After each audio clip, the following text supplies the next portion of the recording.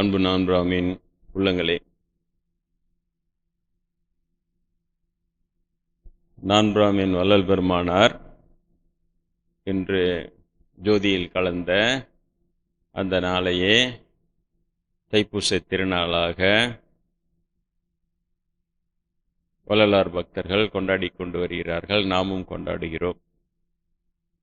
அது இல்லாமல் இன்றைய தினம் முருகப்பெருமானுக்கு சிறப்பான நாள் தைப்பூசம்.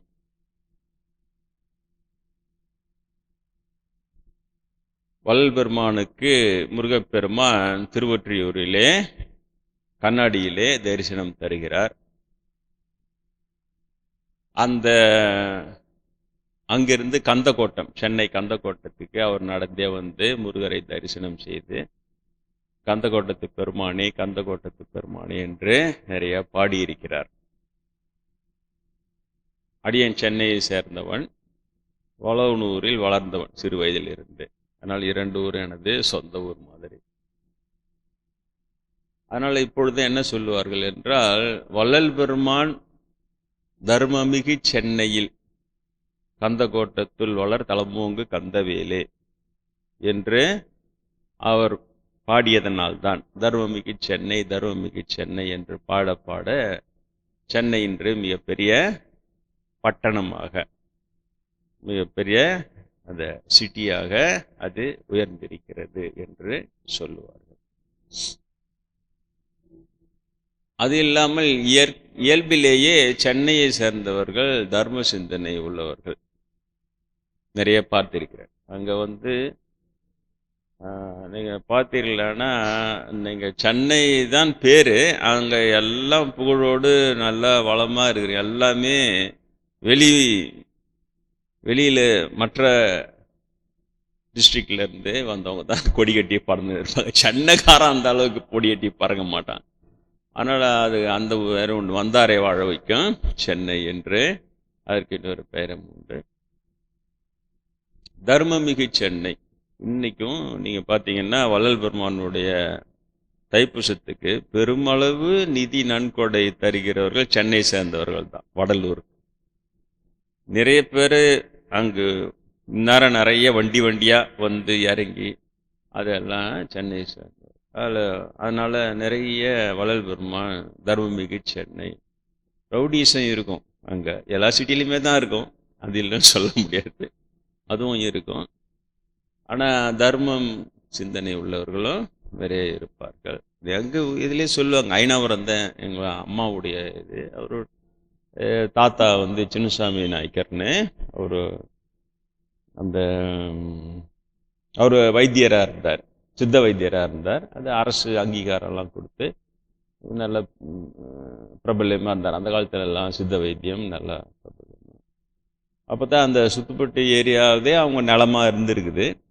அப்போ நம்ம வீடு தனியாக இருக்குது, மற்றவங்களும் வந்து குடியேறினா தான் மக்கள் இருந்து நடமாட்டம் இருக்கும்னு இப்போ இருக்கிற அந்த சோலையம்மன் கோயில் தெருன்னு பேர், அதை வந்து அரசாங்கம் கேட்கும்போது அதை இலவசமாக அரசாங்கத்துக்கு எழுதி கொடுத்தாருன்னு சொல்லுவாங்க.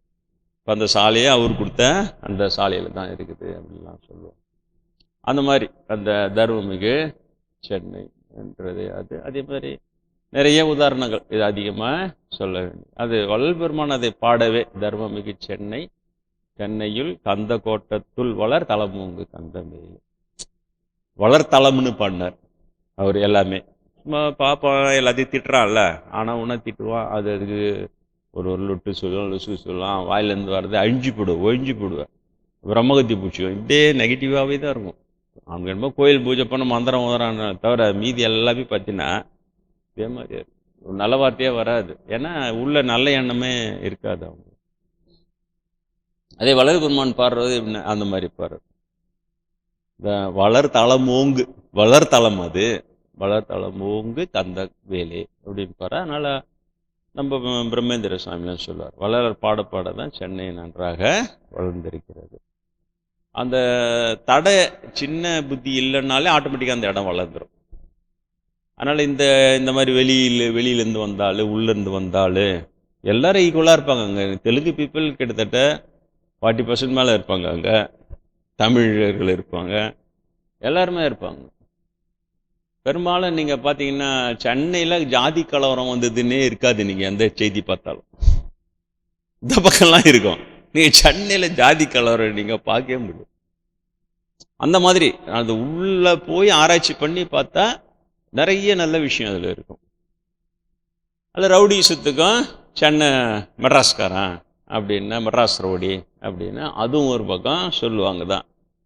அது பார்க்கலாம், பொறுமையாக நான் அதை பற்றிலாம் சொல்கிறேன். அது யார் வளர்க்குறாங்க ரவுடிசத்தை அப்படின்ட்டு. அந்த ரவுடிங்கெல்லாம் எப்படி எமோஷனாக இருப்பான். ஒவ்வொரு எமோஷனாக இருக்கிறவன் தான் ரவுடியாக வரும். உங்களுக்கு தெரியாது அது. ரவுடின்றோம். ஒவ்வொரு எமோஷனாக தீவிரமாக பண்ணும்போது அவன் ரவுடி ஆகிடுறான். அதெல்லாம் பொறுமை அப்புறம் சொல்கிறேன். ரவுடியத்தை நியாயப்படுத்தலை, இருந்தாலும் சொல்கிறேன். அது மாதிரி வள்ளல் பெருமாள் அப்படி இருக்கிறார்.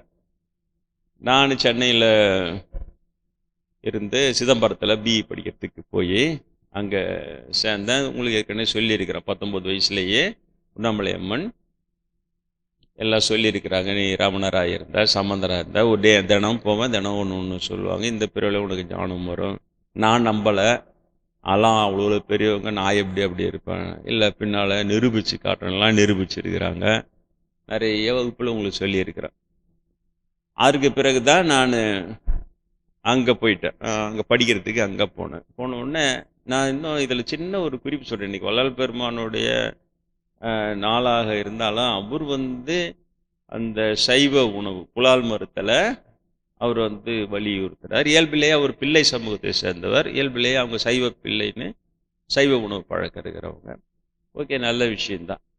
ஆனால் நான் திருவண்ணாமலைக்கு போயிட்டு தினம் நான் அங்கே ஐபிஎஸ்சில் கொஞ்ச நாள் ஒர்க் பண்ணியிருந்தேன். திருவண்ணாமலை தினம் அண்ணாமலையாரை சுற்றி டெய்லி போய்டுவேன் கோயிலுக்கு. 1 hour ஆகும் வர்றதுக்கு. அப்போ உண்ணாமலையா மட்டும் பேசினுக்கிறாங்க. ஒரு நாள் கூட அவங்க நீ அசைவம் சாப்பிட்ற, அசைவம் சாப்பிட்டு கோயிலுக்கு வராதுன்னு சொன்னதில்லை, அசைவம் சாப்பிடக்கூடாது நீன்னு சொன்னதே இல்லை. எனக்கு இன்னும் ஆச்சரியமாக தான் இருக்குது. அதனால் அது ஒரு செகண்டரி தான் அவங்களுக்கு ஆக்சுவலாக. அப்புறம் சிவனடியார் வாழ்க்கையெல்லாம் எடுத்து பார்த்தா பிள்ளைகறி சமைச்சு போட்டுக்கிறாங்க, சண்டை போரிட்டு எதிரியை கொலை பண்ணியிருக்கிறாங்க, எல்லாம் நாயன்மாராக இருக்கிறாங்க. அந்த பக்தின்றது தனியாகவே இருக்கிறது. அதனால் நான் அந்த அளவுக்கு முக்கியத்துவம்லாம் கொடுக்கல அந்த சைவ உணவு பழக்கத்துக்கு. அது பிறகு சிதம்பரம் போகிறேன், அங்கே படிக்கிறேன். அதுக்கப்புறம் தான் அங்கே தான் வள்ளலாருடைய இதுவெல்லாம் எடுத்து படிக்க ஆரம்பிக்கிறேன். 6ஆம் திருமுறை, 5ஆம் திருமுறை இதெல்லாம். அப்போ அவர் கண்டிப்பாக புலை கொலை தவிர்க்க வேண்டும், அந்த அசைவம்லாம் சாப்பிட்டுன்னு இருக்கிறவங்களால கடவுள் அருளை பெற முடியாதுன்னு தீர்மானமாக இருக்கு. அப்போ எனக்கு 20-23 வயசு. அப்போது இது நடந்து ரொம்ப போச்சு சொல்லிவிட்டு நம்ம நடராஜரை சுற்ற ஆரம்பிச்சுட்டேன். உங்களுக்கு 2 சொல்லியிருக்கிறேன் எல்லாம். என்னடா இப்போ நம்ம அசைவம் சாப்பிட்றத ஒரு காரணமாக வச்சு கடவுள் அவர்கள் கிடைக்கல, என்ன செய்யறது சொல்லிட்டு அப்போலாம் அந்த புரட்டாசி மாதம் ஒரு மாதம் சைவம் சாப்பிட்றோம். இன்னும் கூட நிறைய பேருக்கு அந்த பழக்கம் இருக்குது. புரட்டாசி மாதம் என்வி சாப்பிட மாட்டாங்க.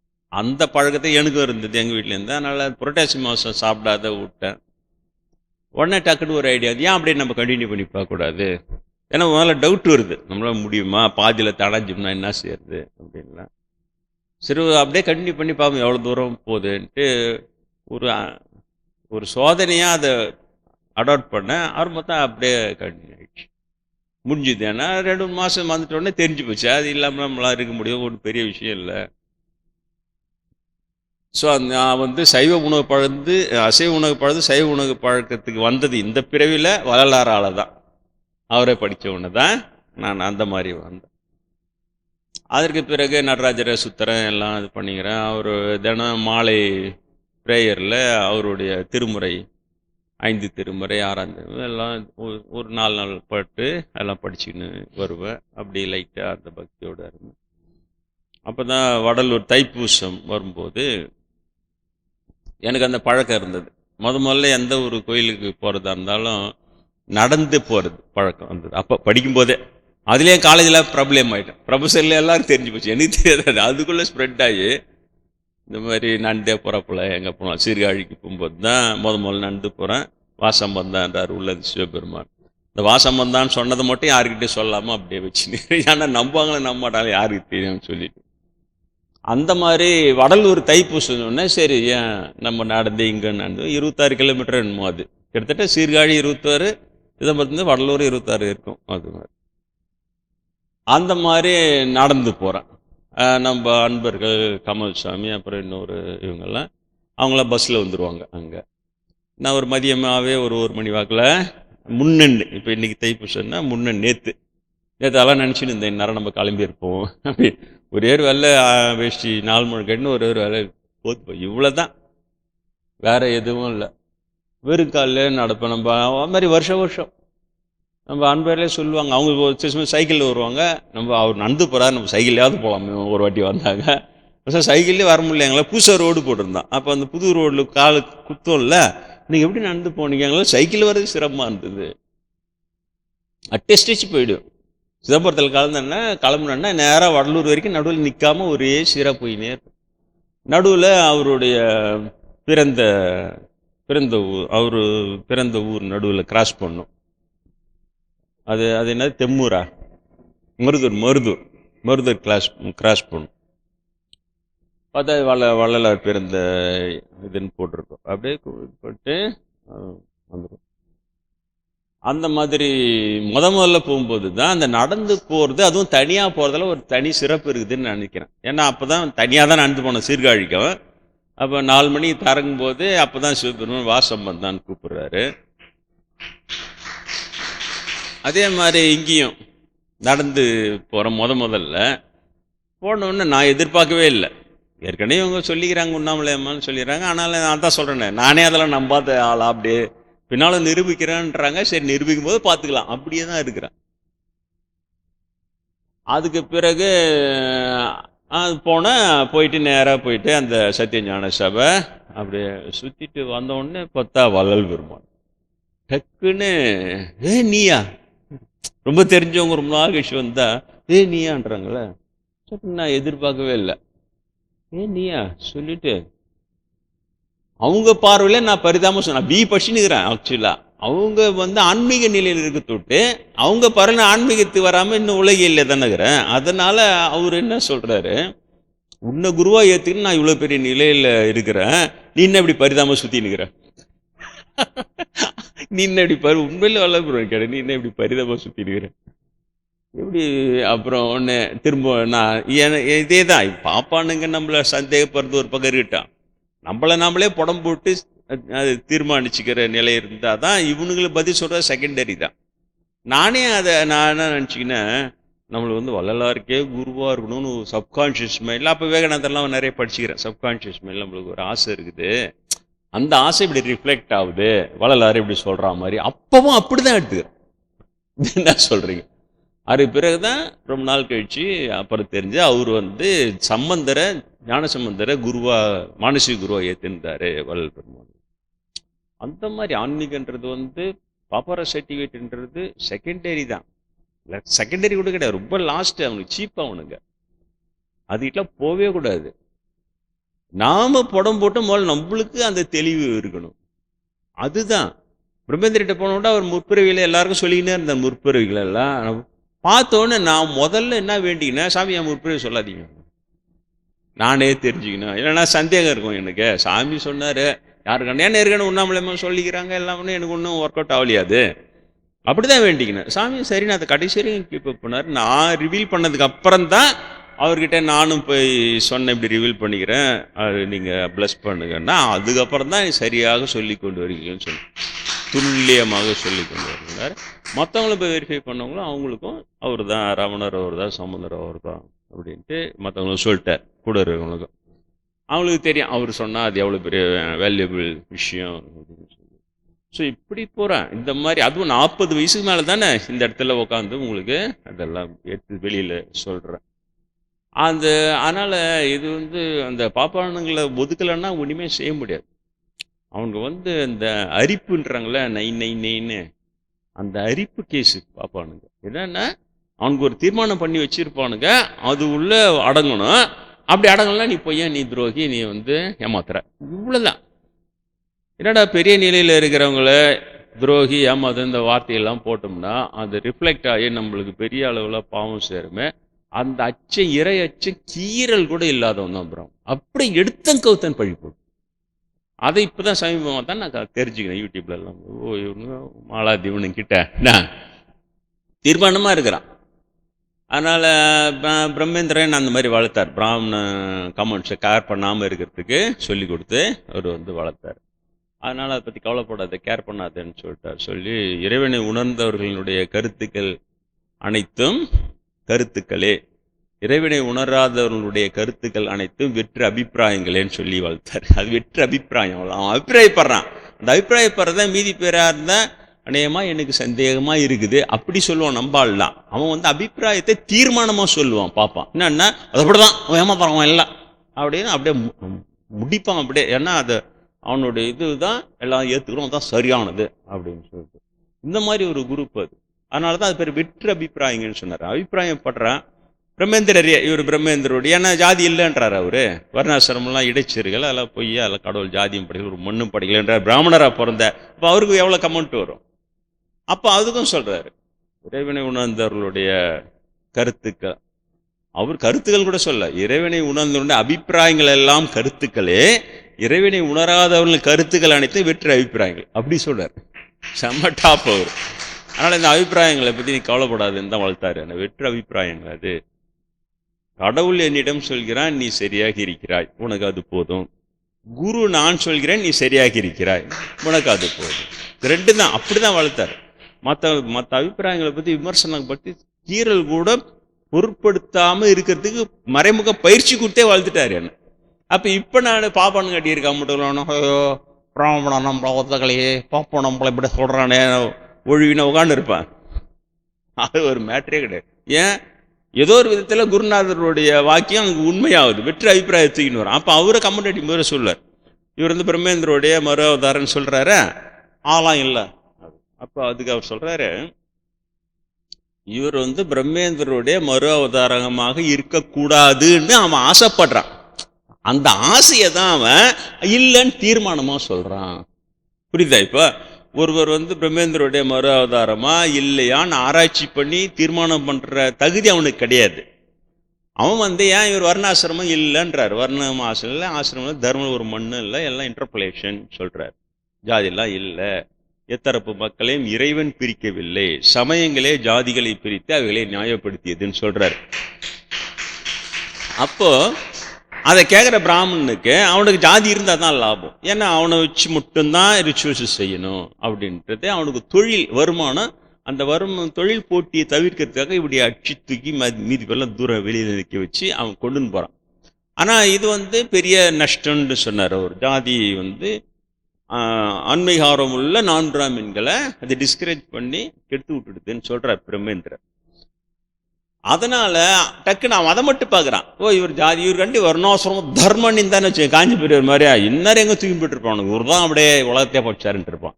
அவர் இல்லைன்றார போனா நான் கூட அப்படி சொல்லிக்கலாம் போகுது. எப்படி பாரு பிரம்மேந்திரருக்கே இந்த கமெண்ட், நான் கூட அப்படி சொல்லிக்கலாம் போகுது அப்படின்ட்டு.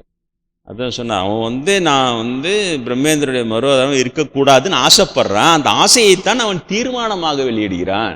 நம்மளை அந்த அநேகமாக இவர் இருக்க மாட்டார் போல்து அப்படின்னுவோம், போல்துன்னுவோம், அநேகமாக போல்து டவுட்லேயே வைப்போம். ஆனால் பிராமணன் தன் ஆசையை அதுதான்ட்டு தீர்மானமாக சொல்லுவான். அப்படி சொல்கிறது தான் இல்லான்ட்டார். அதையும் சரிதா அவர் எங்கே இவனு கேட்ட தப்பிக்கிறது இங்கே வருவோம். அப்போ வளர் பெருமான அந்த மாதிரி சொன்னேன். அதுக்கப்புறம் தான் நான் அந்த சைவ உணவு எல்லாம் அப்படின்னா அப்புறம் வருடந்தோறும் அது அதே மாதிரி தான் நான் பாத யாத்திரையாக போவேன். இவங்க வந்து பஸ்லேயோ இல்லைன்னா ஒரு வருஷம் சைக்கிளில் அது மாதிரி வந்துடுவாங்க நண்பர்கள். அவர் அப்போ டாட் போர்டில் ஒர்க் பண்ணியிருந்தார் கமல் சுவாமிகள். அவர் வடக்குத்துன்னு ஒரு இடம் இருக்குது, அதில் டாட் போர்டு கெஸ்ட் ஹவுஸ். அவர் ஏஇயாக இருக்கவே அவர் போய் ரூம்லாம் போட்டு வச்சுடுவார். நான் வந்து அப்படியே சுற்றிட்டு அதுக்கப்புறம் அங்கேருந்து பஸ் பிடிச்சி வடக்குத்துக்கு போயிட்டு நைட்டு அங்கே தங்கிடுவோம். இன்னொரு அன்பர் இருப்பார், ஒரு வீட்டில் இருந்து புளி சாதம்லாம் கட்டின்னு வருவார்.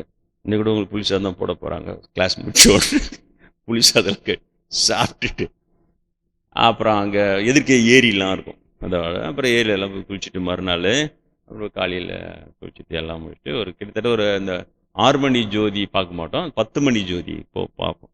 இப்போ மற்ற ஃப்ரெண்ட்ஸும் வந்துடுவாங்க. அப்போ அந்நேரத்துக்கு என் கூட படிக்கிற மற்றவங்க எல்லோரும் சேர்ந்து நல்லா மேட்டுக்குப்போம் அதெல்லாம் சுற்றி வளர்க்கலாம் சாப்பிட்டுட்டு எல்லாம் முடிச்சுட்டு அப்புறம் சாயங்காலம் இப்போ வந்து ஒரு 6:45 மணிக்கு ஒரு ஜோதி காட்டுவாங்க இல்லையா, அந்த ஜோதி பார்த்துட்டு அப்புறம் எல்லோரும் கிளம்பிடுவோம். சிதம்பரம் பஸ்ஸுக்குள்ள கிளம்பிடுவோம். இப்படி தான் இருக்கும்.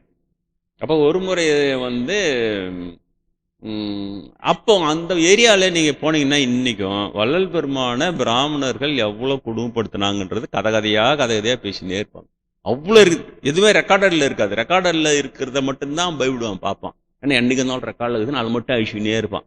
அப்போ தான் கொஞ்ச நாள் கழிச்சு பின்னால் வருவான், எந்த ஆதாரமும் இல்லை, புலவுறானுங்க அப்படிலாம் இல்லவே இல்லைங்க, ஒரு ஆதாரம் காட்டுன்னுவான். இவங்கெல்லாம் ஆன்மீக இவங்கெல்லாம் ஆதாரமாக எடுத்து வச்சுன்னா வருவாங்க எல்லாம் ஆன்மீக உண்மைகளை. இப்போ நான் இவ்வளோ சொன்னேன் வளர்ந்து வருமா நீ ஏன்னாருன்னா, இதுக்கு நீ என்ன ஆதாரம் காட்ட முடியும்? என்ன ஆதாரம் காட்ட முடியும்? முடியவே முடியாது. அதனால அவன் நல்ல கேம் ஆடுவான்.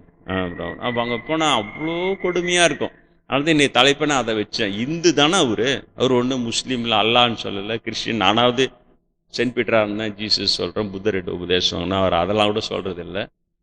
அவர் பெரும் ஜோதி, தனிப்பெருங்கன பெரும் ஜோதி சொல்லிட்டு ஞான நடராஜான்லாம் பாடுறாரு, அந்த கோட்டத்து பாடுறாரு. இந்து தானே நீங்கள் ஏன் அவரை போய் கொடுமைப்படுத்துறீங்க? அவர் நான் முஸ்லீமா இல்லை கிறிஸ்டினா இல்லை மதம் மாற்றம் பண்ணாரா? என்னையாவது போடுறானுங்க, பழி போடுறானு. இவன் வந்த எல்லோரையும் கிறிஸ்டியனாக மாற்றுறதுக்கு என்னது மிஷினரிங்கிட்ட காசு வாங்கிக்கின்னு அதுவும் குயிக்கு எப்படி வேலை செய்யுது. எனக்கு ஆச்சரியம் என்னன்னா, அந்த பாப்பானுக்கு அப்படியே ஒரு செகண்டில் ஸ்பான்டேனியஸ்ன்றாங்கள, ஸ்பான்டேனியஸாக நல்ல விஷயம் வேலை செஞ்சால் பரவாயில்லடா, எப்படி பழி போடுறது அப்படியே ஒரு செகண்டில். அவன் வந்தாங்க கிருஷ்ணர் மிஷினர்கிட்ட காசு வாங்கிக்கணும், எல்லோரும் கிருஷ்ணனை மாற்ற பார்க்குறான். அப்போ தீர்மானமாக சொல்லுவான், ஒரு வேளை இவன் கிறிஸ்டின் மிஷின் காசு வாங்கின்னு கிறிஸ்டியனாக மாற்ற பார்க்குறதா கூட இருக்கலான்னு. அது இருக்கலாம் ஒரு வேளை. இதெல்லாம் இருக்கே இருக்காது பாப்பார கமெண்ட்டில். அவன் ஆசைப்படுறான் இவன் கிறிஸ்டின் மிஷினரி நிரூபிச்சுட்டா அப்படியே எல்லாரும் சொல்கிறது கேட்க மாட்டாங்க. அதனால் அதை தீர்மானமாக போடுறோம், இவன் கிறிஸ்டின் மிஷின் காசு வாங்கிக்கணும், எவ்வளோ கிருஷ்ணனாக மாற்ற பார்க்குறான் அப்படின்னு. அவ்வளோதான், முடிஞ்சிச்சு கதை. அது எவ்வளோ நாள் போகும்? அது 1000 வருஷம் கூட ஜெயிக்குது. அது ஒரு பிரம்மேந்தர் வந்து அது உடைக்கிறாருல, வெற்று அபிப்பிராயன்றாருல.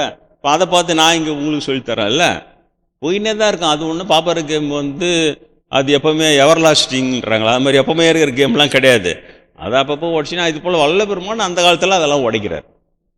ஜாதிகளிலே பல நீதிகளை எழுதி வைத்தார் சாத்திரங்களிலே, அதெல்லாம் கைவிடுங்கன்னு சொல்கிறார். அவர் அப்போ 100 வருஷத்துக்கு முன்னாலே எப்படிப்பார். அப்போ சாத்திர குப்பைன்னு சொல்கிறார், சாத்திரங்களை இது பண்ணி. இப்போ இருக்கிற பிரம்மேந்தர் சாதாரணமாக சொல்கிறார், சோம்பேறிகளுடைய தயாரிப்பு தான் சாஸ்திரம்ட்டு போயிட்டார். பிரம்மேந்தர் பிராமணர், சோம்பேறிகளுடைய தயாரிப்பு தான் சாஸ்திரம். ஏன் அவன் உழைக்க, இது நானே ஒரு கிளாஸில் சொன்னேன்ல, சாஸ்திரம் எப்படி பிறந்தேன்னா பூனையிட அன்பாயிரு அப்படின்னு, அதை போன்னு சொல்லாத அப்படின்னு சொன்னால் அதை சாஸ்திரம் எழுதி கொடுத்துரு. எழுதி விட்டோன்னா பூனைக்கிட்ட மட்டும் போன்னு சொல்ல, அப்புறம் நாய் நெறி எல்லாத்தையும் போடணும். இந்த மாதிரி பண்ணிக்கிறது. அது உழைக்கிறதுக்கு மன உழைப்பு தான் ஆன்மீகம். ஆன்மீகம் நீங்கள் நினைக்கிற மாதிரி சாதாரணமாக இல்லை, மனசு போராடும் அப்படியே. அதான் துர்கா தேவி அந்த மனசு தூக்கி உசிறி அடிச்சா வெளியில் எனக்குன்னா, இலங்கை தமிழக அவ்வளோ துக்கம் தொண்டை அடிக்குது எனக்கு என்ன அவளுக்கு என்ன பண்ணுறதுன்னு தெரில போட. நான் அப்போ தான் மனதை தனியாக ஒரு பொருள் போல் வெளியே தூக்கி எறிய முடியும். நான் அப்போ தான் எனக்கு புரியுது சிதம்பரத்தில். இது வரைக்கும் நீங்கள் யாருன்னா கேள்விப்பட்டிருக்கீங்களா? மனசை அப்படியே தூக்கி சும்மா ஒரு பாவனையில் சொல்கிறோம், மனசை எடுத்து அப்படியே போட்டுறேன் அப்படின்னா, யார் போகிறது எப்படி போகிறது, போட்டவன் எங்கே இருக்கிறான்? இல்லவே இல்லை. எனக்கு போட்டால இளமையாக்கினர்கள் தூக்கி அடிச்ச மனசு காலியாக போச்சு. இது காலியாக போச்சு. புது அனுபவம், அதிர்ச்சியில் உரைஞ்சி போய் நிற்கிறான், சிரிக்கிறா அவ. ஏன்னா இப்படி ஒன்று இருக்குது என்று எனக்கு அப்படி தெரியும். அதனால தான் திரும்ப திரும்ப சொல்கிறேன், கடவுளிடம் நேரடி அனுபவங்களை பெறுவதற்காக நீங்கள் முயற்சி செய்யுங்கள். அந்த நேரடியாக கடவுள் கொடுக்குற அனுபவங்கள் மட்டும்தான் உண்மையானதாக இருக்கும். உங்களால் நினச்சி கூட பார்க்க முடியாத ரொம்ப ஹையாக இருக்கும் இல்லையா? யாராவது சொல்லியிருக்கிறாங்களா இது வரைக்கும் துர்கை மனதை எடுத்து வெளியிலே எரிந்தால்? நான் மட்டும்தானே சொல்கிறேன், மனமற்ற நிலையருளிய துர்கைன்னு சொல்கிறேன். இன்னி வரைக்கும் எல்லாமே இருக்கிறது, எல்லாம் உண்மையாக இருக்குது. நடுநடுவில் பாப்பார பொய் அது எல்லாமே அவனுக்கு அதெல்லாம் இல்லாத தொட்டு பிரம்ம இவனா நினச்சிக்கிறான். அதே பிராமண ஜாதி பிரம்மேந்திரி எப்படி என்ன அக்செப்ட் பண்ணுறாரு, ஆமான்றாரு, உண்மைன்றாரு. அது எப்படி? அவர்கிட்ட யாருன்னா ரெக்கமெண்டேஷன் போய் கேட்டாங்க, இல்லையே, கரெக்டாக சொல்கிறாருல்ல அவர். அது அந்த உண்மை அனுபவம் இருக்கு தொட்டு பார்த்த உடனே அவருக்கு தெரியும். அவர் பெரிய நிலை பிரம்மஞானி. பார்த்த உடனே நீ உன்னைத்தான் தேடிக்கொண்டு இருந்தேன் சந்தோஷப்படுறாரு முதல்ல பார்த்த உடனே. அப்புறம் அவ்வளோ வருஷம் கழிச்சு நான் என்னுடைய பாஸ்ட் இதுவெல்லாம் ப்ரீவியஸ் பர்த் ரிவீல் பண்ணுறேன். எனக்கே சாமி என்ன சொல்லுவாரா பயந்துன்னு கேட்குறேன். என்னுடைய முற்பிரிவெல்லாம் இப்போ சொல்ல ஆரம்பிச்சிருக்கிறேன். சாமி நீங்கள் குருன்ற ஸ்தானத்தில் எதுவுமே சொல்லலையேன்ற அங்கே சென்னைக்கு போயிட்டு என்ன சொல்கிறாரு, துல்லியமாக சொல்லிடுறீர்கள். எப்படி எப்படிப்பா சொன்னார்? அவரில்ல சொல்லியிருக்கணும், நீ அந்த கிறிஸ்தவ முக்கிய கோசம் வாங்கிக்கணும், எல்லாரும் கிறிஸ்டினா மோசம் போக்குறேன்னு எனக்கு டவுட் இருக்கலாம் தோசாரா இப்படியா சொன்னார்? இல்லவே இல்லை. அதுதான் புரியுதா? இப்ப புரியுதா? ஜாதி அடி பாப்பான்னு சுத்தமா ஓரங்கட்டு. அதே அதுல பொக்கிஷம் ஒண்ணு இருக்குது, குப்பையில இருந்த கோமேதகம். அது குரு பூஜை போடுறோம், பிறந்த நாள் கொண்டாடுறோம். புரியுதா? இதுதான் நம்முடைய நிலைப்பாடு. பிராமணம் துவேஷம் அண்ணா, அவரு என்ன துவேஷம்? ஜாதி எல்லாம் இல்லைன்னாரு. அவர் பிராமணரா பிறந்து சொன்னார், அதுக்கு என்னப்பா பேர் வைக்க போறீங்க? பூசை கண்டுபிடிப்பானு. அப்போ அதனால தான் அதை எழுதினேன். இந்து அங்கே பண்ண அவ்வளோ நியாயமாக இருக்கும். அவரை வள்ளலாரை போட்டு அவங்க பிராமினுங்க பண்ண அட்டூழியம். அவர் தனியாக ரூமில் உட்காந்து தியானம் பண்ணுவாராம். மேலே இது பிரிச்சுட்டு ஒரு மூட்டை கற்பூரத்தை உள்ளே கொட்டி கொளுத்திட்டு போய்கிறானுங்க. இப்போ பாப்போனே மேலே ஏறி ஏணியில பண்ணுவானா? இதை அது எப்படி பண்ணுவான்? பாமர மக்கள் காசு கொடுத்தா பண்ணுறதுக்கு இருக்கிறான், பண்ணிட்டு போகலாம். அதுக்கப்புறம் வண்ணார் சமூகத்தை சேர்ந்த ஒருத்தவங்க தான் வந்து பின்பக்கமாக கதவு திறந்து அவரை காப்பாற்றினாங்கன்னு சொல்லுவாங்க. நிறைய இருக்கும் அதில். அவர் வந்து இந்த சிதம்பரம் தீட்சை திருடினதை அந்த காலத்திலே சொல்லிடுறாரு. திருடுறானுங்க, இந்த கோயில் சொத்து சிவன் சொத்து குலநாசம் செய்யக்கூடாது அப்படின்னு சொல்லிட்டு இறையொருளால் தெரிஞ்சு சொல்றாரு அவர். உடனே அவரை வெட்டுறதுக்கு கத்தி எந்தின்னு போயிடறாங்க வள்ளலார். அவர் தப்பிச்சு ஓடி இருக்கிறாரு. அவரே ரொம்ப ஒல்லியா இருப்பாரு, ரொம்ப இதுவார். தப்பிச்சு ஓடி போய் இங்கே சிதம்பரம் மேலை தெருன்னு இருக்கும். 4 கோபுர வாசல் இருக்குது இல்லை? அந்த கிழக்கு தெரு, மேற்கு தெரு, தெற்கு வடக்குன்னு இருக்குல்ல, அந்த மேற்கு பக்கத்தில் மேலை தெரு. அந்த மேலை தெருவில் இருக்கிற ஒரு மேன்ஷனில் தான் நான் தங்கி படிச்சிருந்தேன், பிஏ படித்தது. அங்கே போகும்போது லெஃப்ட் சைடில் அந்த மேலை தெருவில் கோயிலிருந்து போகும்போது லெஃப்ட் சைடில், அங்கேருந்து கோயிலுக்கு வந்தால் ரைட் சைடில் இளமையாக்கினார் கோயில் இருக்கிறது. இளமையாக்கினார், அந்த திருநீலகண்டர இளமையாக்கினாருங்களே அந்த கோயில் இருக்கிறது. அப்போ அந்த கார்னரில் ஒரு பிள்ளையார் கோயில் இன்றைக்கும் இருக்கும். அதில் பார்த்தீங்கன்னா வள்ளலார் காட்டிய விநாயகர்னு மட்டும்தான் எழுதி போட்டிருக்கும், மீதி எதுவுமே இருக்காது. எப்படி வள்ளலார் காட்டினாருன்னா, இவங்க தெத்தின்னு போகும்போது வெட்டுறதுக்கு அவர் ஓடி போய் இவங்க என்ன தப்பிக்கிறதுக்காக அங்கே ஒரு கிணறு இருந்துருக்குது. அந்த கிணத்துல இறங்கி ஒளிஞ்சிக்கினாராம் வள்ளல் பெருமாள். அப்புறம் இவனுக்கு தேடி பார்த்துட்டு இவர் தப்பிச்சிட்டான்னு சொல்லிட்டு அவங்க போயிட்ட உடனே கிணத்துலேருந்து மேலே வந்து அங்கே இருக்கிறவங்கள கூப்பிட்டு, உள்ள ஒரு சக்தி வாய்ந்த பிள்ளையா இருக்கிறாரு, அவர் எடுத்து வச்சு பூஜை பண்ணுங்க உங்களுக்கு நல்லதுன்னு சொல்லிட்டு போனாராம். அதே மாதிரி கிணத்துல இறங்கிட்டேன்னா பிள்ளையாரு, அந்த பிள்ளையாரு தான் வச்சு இங்கே பூஜை பண்ணிடுறேன். வள்ளலார் காட்டி விநாயகர்னு பேர் இன்னைக்கும். இந்த மாதிரி நிறைய இருக்கும் அந்த இடத்துல. இந்த பாப்பார அட்டூழியம், அவருடைய சித்து விளையாட்டு, நிறைய வெளியிலலாம் வரவே இல்லை. அவர் சிதம்பரத்துக்கு நான் வந்து நடந்து போகிறேன், 26 கிலோமீட்டர் சொல்கிறேன். மதியம் 1 மணிக்கு கிளம்புவேன், ஒரு 5-6 மணிக்கா போய் சேர்றேன். அவர் வந்து தினம் வடலூர்லேருந்து சிதம்பரம் வந்து நடராஜரை கும்பிட்டு நடந்தே திரும்புவாரான். அது எப்படி திரும்புவார்னா, நடந்து தான் போகிறான். தோப்பரார் வள்ளலார், தோப்பரார் வள்ளலார், விசுக்கு விசுக்கு விசுக்குன்னு இருக்குமா எப்போ வந்து அவர் வடலூரில் பண்ணிட்டு இருப்பாராம். அந்த மாதிரி நிறைய அந்த இடத்துல. அதே மாதிரி அங்கே அண்ணனூர் என்னுடைய சொந்த ஊர்னாலே அது பக்கத்தில் வட திருமுல்லை வாயில் கோயில் இருக்கிறது. அப்போது திருவத்தியூரில் தான் அவர் தங்கியிருக்கிறார் அவங்க அண்ணன் வீட்டில்.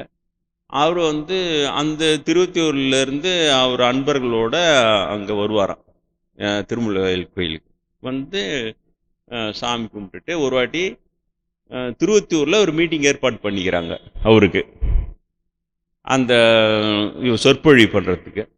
இவருடைய சீடர்கள் கூட இங்கே வந்து திருமுல்லை வாயிலில் சாமி கும்பிடும். இப்போ இருக்கிற மாதிரி அப்போ காரு பைக்கு அந்த வசதியெல்லாம் அதிகபட்சம் மாட்டு வண்டியில் தான் போகணும்.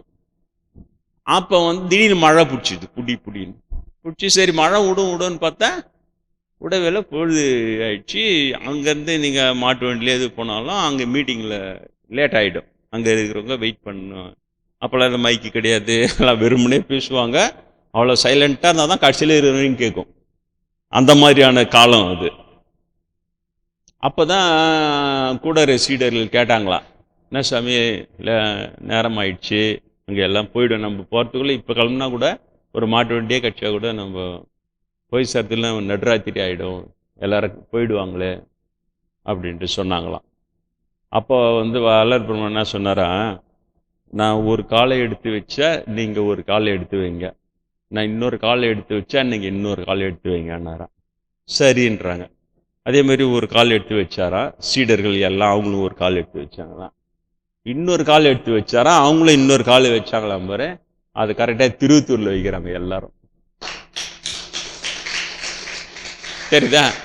இப்போ நீங்கள் பார்த்தீங்கன்னா மார்வல் ஸ்டூடியோ அந்த இதிலெல்லாம் போட்டு அந்த அந்த ஸ்பேஸை ட்ராவல் பண்ணி இந்த ஸ்பேஸில் அந்த ஸ்பேஸுக்கு போகிறான், அந்த இதுலேருந்து போகிறான். அவனா பரவாயில்ல, அதெல்லாம் செய்யறான். ஏதோ இமேஜின் பண்ணி அந்த ஒரு அதீத நிலையில் ஏதோ ஒன்று பண்ணுறான் மக்களுக்கு. அது ஏதோ கொண்டு வரான். ஒரு ஒரு ஒரு இடத்துல இன்னொரு இடம் போகிறதுக்கே நம்ம இப்படியே தான் போகணுன்னு அப்படின்னா அந்த ஸ்பேஸை நம்ம கான்குவர் பண்ணிட்டோம்னா நம்ம அப்படியே அதுக்கு ஒரு சேனல் திறந்து அதில் இங்கேருந்து அந்த இடத்துக்கு போகலான்றதே இப்போ நிறைய கொண்டு வந்துட்டான் மார்வல் இதில் எல்லாம். ஆனால் வள்ளலார் உண்மையிலே போயிருக்கிறார் அன்னைக்கு. அவர் சீடர்கள்லாம் கூப்பிட்டு. இப்போ இந்த மாதிரி எல்லாம் இருக்கிறது வள்ளல் பெருமானுடைய இது. நான் படிக்கிற காலத்தில் அந்த மாதிரி அவர் இப்படி சொன்னது. அப்புறம் ஒரு முறை அந்த திருமுறை நான் மாலையில் தினமும் படிக்கும்போது அதில் வடலூர் வடதிசைக்கே வந்தால் பெறலாம் நல்ல வரமே அப்படின்னு பாட்டுலாம் இருக்கும். அதில் என்ன சொல்கிறாரு, வடலூருக்கு வந்தால் சிதம்பரம் கோபுரத்தை காணலாம்னு இருந்து ஒரு இடத்துல. என்னடா இது 26 கிலோமீட்டரு வடலூர்லேருந்து சிதம்பரம் கோபுரம் தரிசனம் செய்யலாம் அப்படின்னு இருந்தது. சரின்ட்டு அந்த வருஷமும் அதே மாதிரி நடந்து நான் போனேன் தனியாக. இப்போ இங்கேருந்து பார்த்துருக்கிறாரு வடலூர். அங்கே படம்லாம் வரைஞ்சி வச்சுக்கிறாங்க. வடலால் வடலூர் நின்றுங்கன்னா அதோ போவார் சிதம்பரம் கோபுரம் அப்படின்னு காட்டுறாரு. அங்கே சிதம்பரம் கோபுரம்லாம் தெரியுது. அது மாதிரி படம்லாம் கூட வரைஞ்சி வச்சுருங்க. அதில் பிரபல்யம் அவருடைய அந்த ஸ்டேட்மெண்ட். அப்போ நான் அதெல்லாம் பார்த்துட்டு அங்கே இருக்கிறவங்க கிட்டே கேட்குறேன், இங்கே எங்கேருந்து பார்த்தா சிதம்பரம் கோபுரம் தெரியுது? யாருக்குமே தெரியல. அப்புறம் அந்த சத்தியஞான சபை எதிர்க்கவே இதெல்லாம் புக் எக்ஸிபிஷன் எல்லாம் போகிறோம். ஒருத்தங்க அந்த வெள்ளை துணி கட்டின்னு அவங்கவுங்க உட்காந்துன்னு அது சேல் பண்ணுறது அதையெல்லாம் பண்ணின்னு இருப்பாங்க. இப்போ அதில் ஒருத்தர்கிட்ட கேட்குறேன், போயிட்டு இது மாதிரி வள்ளலார் பாடி இருக்கிறாருங்களே, வடலூர்லேருந்து பார்த்தா சிதம்பரம் கோபுரம் தெரியும்ன்ட்டு, எங்கேருந்து பார்த்தா தெரியும்? இது இங்கே பார்த்தா தெரியல. அப்போ நான் கல்லூரி படிச்சுன்னு தானே இருக்கிறேன். அப்புறம் அது இல்லை தம்பி, அது அந்த காலத்தில் தெரிஞ்சுது, இப்போ அவரே கட்டடமாக வந்துடுவ, இப்போ எங்கேருந்து தெரியாதுன்ட்டார். அவருடைய பங்குக்கு அவர் அதை முடிச்சிட்டாரு. அப்போ தெரிஞ்சிருந்தது தான், இப்போ தெரியாது. ஆனால் எல்லாம் கட்டடம் வாழ்ந்து போச்சு, அதனால தெரியாது. சரி, நான் அதே எண்ணத்தோட என்னடா இது அவர் பார்க்கலான்னு உடனே அந்த இது ஜோதி தரிசனம் திரை நீக்கி அதை அப்போ ஆறாவது திரை நீக்கிறாங்க. 7 திரை நீக்கி ஜோதி காட்டுவாங்க. 6வது திரை நீக்கும் போது பாதி ஜோதி தெரியும். அந்த 6வது திரை நீக்கின உடனே பார்த்தா அந்த ஜோதியில் சிதம்பரம் கோபுரம். அப்போதான் புரிஞ்சது, இது இதை தான் சொல்லுகிறார் அவர். உண்மையிலே அந்த ஜோதியில் சிதம்பரம் கோபுரம் தரிசனம். இதை தான் சொல்லுகிறாரு. அப்போ நான் அந்த இது ஒன்று புஸ்தகம் ஒன்று எழுதினேன், இன்னும் வெளியிடலை. குருநாதருடைய ஆசீர்வாதம் மட்டும் வாங்கி வச்சுன்னுக்கிறேன். அதுக்கு குருநாதர் வச்ச பேர் சூப்பர் லுக் ஆஃப் ஏ யோகி அப்படின்ட்டு பேர் வச்சார். யோகியின் அதீத பார்வை. அந்த பார்வையில் இந்த ஊனக்கண்களாலே பார்க்கறது தான் தரிசனம்னு சொல்லிட்டு நானும் எழுதினேன். குருநாதனும் அப்படி தான் எழுதுகிறேன். தரிசனன்றது நீங்கள் நினைக்கிற மாதிரி பிரதர்சனம் பெற்றவர் அப்படின்னா அப்படியே கண்ணவனை முருகான்ட்டு நினச்சிட்டாரு. அவர் கனவுல சொன்னார், அது கிடையாது. இதே ஊனக்கண்களால் நேரடியாக நானும் பார்க்குற மாதிரி பார்க்குறோம். பார்ப்பதுக்கு பேர் தான் தரிசனம். முன்னாடியே சொல்லிடுறேன். அம்மை பேசுவதை கேட்கணுன்னா மனுஷுக்குள்ளேயே கேட்டு அது இல்லை கேட்கறது. அதுவும் கேட்குறாங்க, அது ஓகே, நான் அதுக்கிட்டலாம் போகல. ஆனால் அம்மை பேசுவதை நேரடியாக கேட்கணுன்னா இப்போ நான் பேசுறதை நீங்கள் எப்படி நேரடியாக கேட்குறீங்க? அதுதான் அந்த மாதிரி பேசுவாங்க. பேசும்போது அவ்வளோ இனிமையாக இருக்க குரல நான் கேட்டிருக்கிறேன். அது பாப்பானுங்கள அது கேட்கலன்னா நான் என்ன பண்ண முடியும்? அவங்களுக்கு அழுப்பு எண்ணத்துக்கு அது கேட்கலை. அதே பிரம்மேந்திரர் சொல்லி தான் நான் நேராக கேட்கணும், ஒரு வருஷம் புலம்பினுக்கிறேன், நான் நேராக கேட்கல, மனசுக்குள்ளே தான் பேசுகிறாங்கன்னு. அப்புறம் சட்டுன்னு நேராக வந்து தரிசனம் கொடுத்து அந்த தமிழ் இலக்கணம் நீ காளிதாசன் இதெல்லாம் சொல்லிட்டு போகிறாங்க. அதுக்கப்புறம் எங்கே போனாலும் மஞ்சள் மாதம் போகாம பாருன்றாங்க. அவ்வளோ இனிமையான குரல். நான் என்ன பண்ணுறது? இவங்களுக்கு அந்த பாக்கியம் இல்லைன்னா அது இருக்கிறவங்கள திட்டுறது. அவன் புலவறான், இதை வந்து ஹாலுசினேஷன் ஒருத்தன் போகிறான், திருட்டு முண்டம். அது ஹாலுசினேஷன். நீயாவே அப்படி இருக்கதான் நினச்சிக்கிறேன். திருட்டு முண்டம் உன்னை விட அதிகமாக ஆராய்ச்சி பண்ண உண்டேன் நான். உண்ணாமலே சொல்லி ஒத்துக்காத ஒன்றாண்டு என்ன நேரடியாக நிரூபிக்கப்பட்டு விட்ட பிறகுதான் நான் அதை எடுத்து வெளியுள்ளதுக்கு சொல்கிறேன்.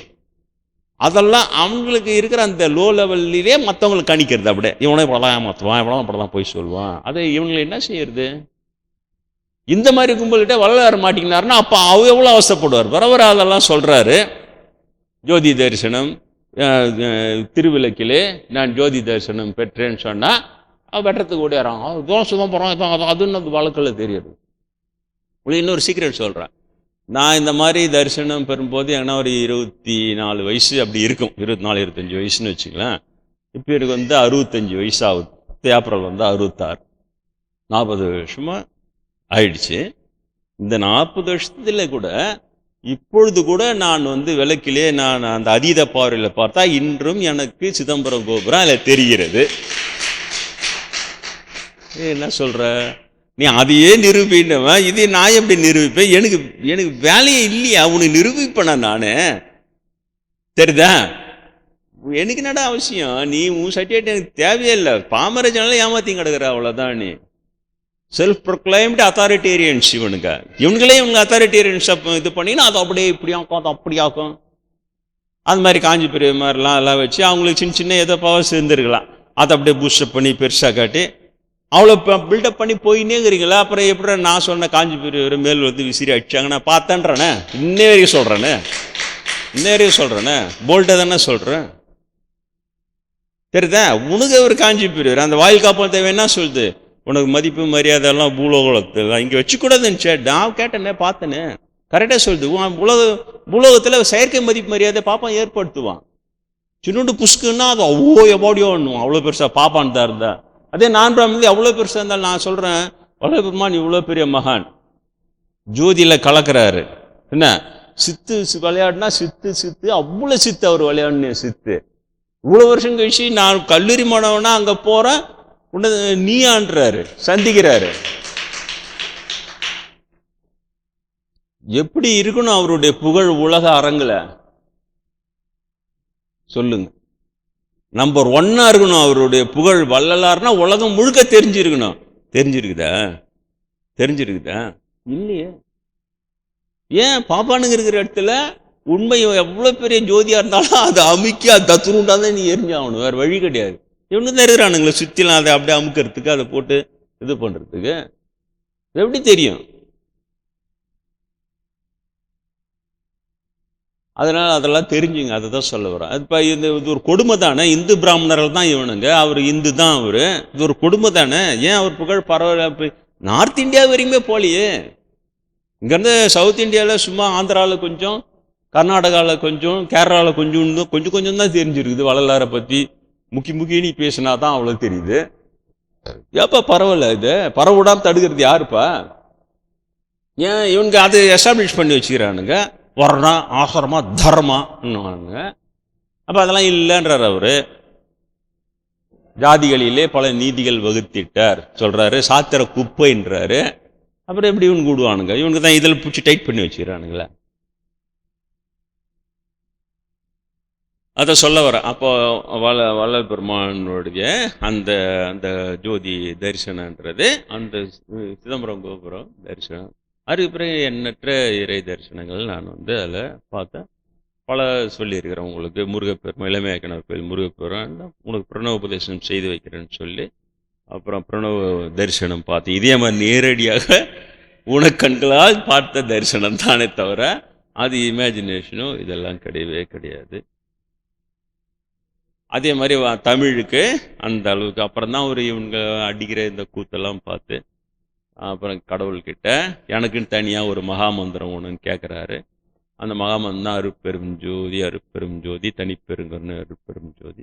இதில் நான் அதை படிக்கிறேன். அதிலிருந்து நான் வடலூர் நடந்து போகும்போதெல்லாம் நான் இதை மனசுக்கு சும்மாவா நடந்து போவேன். அதனால் அருட்பெரும் ஜோதி அருட்பெரும் ஜோதி தனிப்பெருங்கருணை அருட்பெரும் சொல்லிக்கினே தான் போவேன். மனசுக்குள்ளேயே சொல்லிக்கினே தான் நடப்பேன் அந்த மகாமந்திரன்றது.